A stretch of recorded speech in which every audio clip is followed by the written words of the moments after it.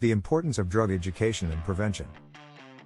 Perhaps the most important step in beating an addiction is not to become addicted to a drug in the first place. This can be made much easier if a person is properly educated on the effects of drugs and the damage it will cause to their life.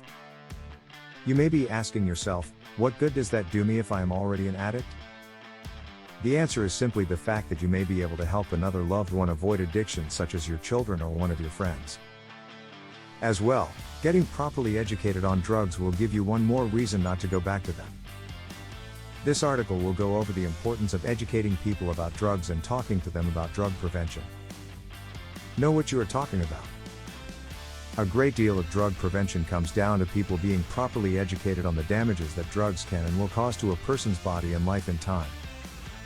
Many of these damages will be masked by the peer pressure that comes from their friends and the negative influences of music and the media.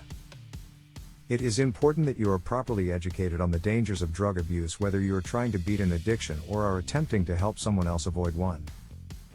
There are many different ways that you can get information on the effects of drug addiction. All you really need to do is look it up on the internet, but you need to make sure that you are getting your information from a reliable source. Another option would be, of course, to speak with a drug counselor. These specialists know everything there is to know about drug use and can be a great source of plenty of reliable information. However, these therapists' time can be quite expensive and not all insurances may cover the cost of a visit, so this may not be an option for everyone. You can always go to the public library and check out books on drug addiction as well.